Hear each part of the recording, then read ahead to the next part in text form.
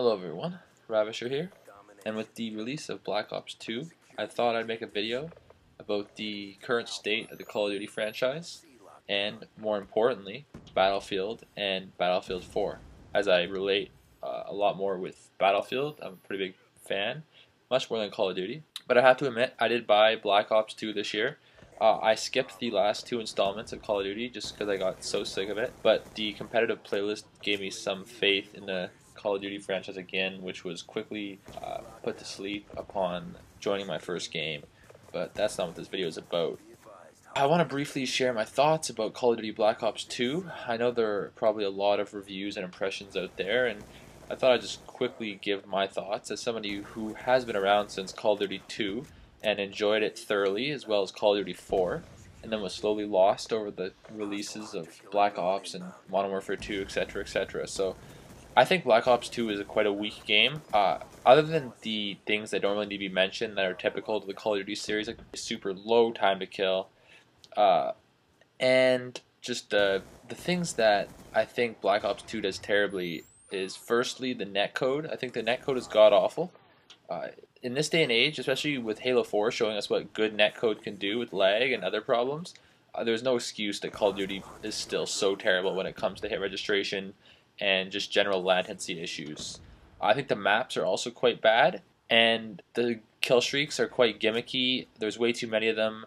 Some of them are pointless, some of them are just ridiculous, like the hunter-killer drone, and some of them are just quite frustrating, like the high-level kill streaks.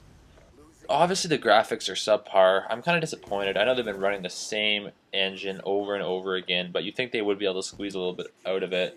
This game definitely struck me as just looking poor when I first loaded it up and started playing it, which is quite a disappointment because games like Battlefield 3 and Halo 4, they've definitely pushed the boundaries, and a series like Call of Duty really shouldn't be so far behind, so it is quite sad to see. But anyways, the most important thing about this video is not about how terrible Call of Duty is, because we can talk about that all day, but Battlefield 4. And I know DICE made a pretty big effort with Battlefield 3 to take the throne away from Call of Duty, and I think they did a really good job, and they attracted a lot of new players. And all Battlefield fanboyism aside, because I know a lot of people don't want new players attracted to the Battlefield series because they think they're going to ruin it. I mean, ideally, we'd want Battlefield 4 to be a really popular game, because the more popular it is, the more revenue the game developer makes, and the more they'll put into future installments. So I'm going to go over some of the things that I think that DICE needs to have in Battlefield 4 to finally deal the killing blow to Call of Duty. Because I think with this game, this Call of Duty, it's quite a cycle when it comes to Call of Duty games. It's always like it's hyped up for release, and it comes out, and realistically, people who aren't biased admit the game's terrible, and then people who are unwilling to accept the fact that they just spent $60 on a terrible game wait a few months, like we saw with Modern Warfare 3, and then eventually everybody admits it's terrible. So I think a lot of Call of Duty fans are going to be absolutely fed up with what the series has to offer now, because this has just been so many poor releases in a row that even the casual fan is going to start questioning whether or not he's going to part with his money if they just keep on churning out the same game. And I think this has opened a pretty big window for EA and DICE to jump in on the market.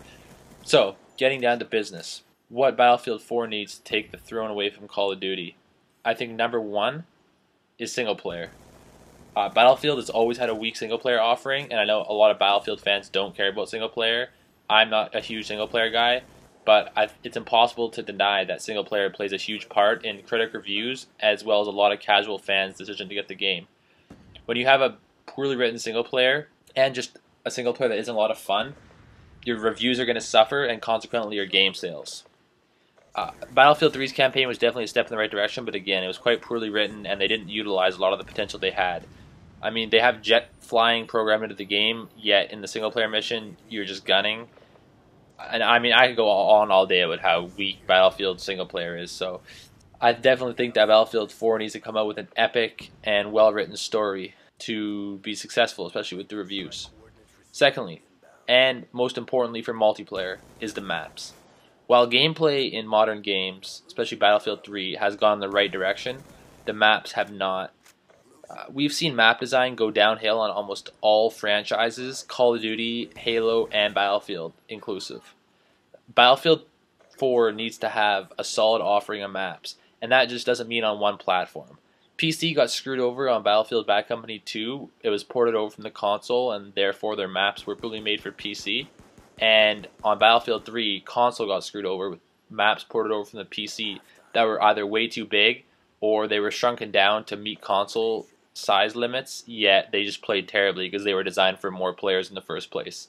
They need to design set maps separately for each platform to make sure they play fun and have a lot of replayability. One of the biggest problems with Battlefield 3, in my opinion, was its maps were subpar compared to previous Battlefield games. Thirdly, the competitive community needs to get what it wants.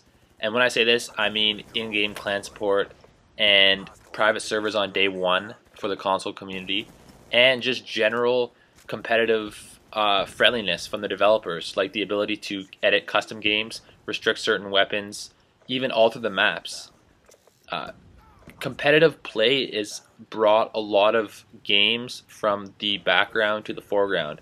I mean, Halo was a popular game to begin with, but the competitiveness of Halo 2 and Halo 3 definitely brought in a lot of fan base and made Halo it is what it is today. I think if Battlefield 4 can really cater to the competitive community, that it will bring a lot of attention and a lot of enthusiasm to the release. And it's something they failed on Battlefield Bad Company 2 and Battlefield 3. So they definitely need to have their competitive settings ready out of the gate and not 1 year down the road, because it hurts the hype and it hurts their sales for sure. There are a few other things that can be spoken to, but this video has already gone quite a while, so I'm going to end it there. I hope you enjoyed it, because I'm definitely looking forward to Battlefield 4, especially since they've had some time with the engine. And I do truly hope that they're going to put a lot of love into this game and make sure that it's ready on day one, unlike Battlefield 3, which took months of patching to get to a playable state. I think if they can manage this, that the Call of Duty franchise could be in serious jeopardy, because I know there's going to be a lot of pissed off fans after Black Ops 2. So I hope you enjoyed the video. Don't forget to subscribe and leave me a comment, because I know this is going to be a controversial topic. So I'm ready. Bring it on.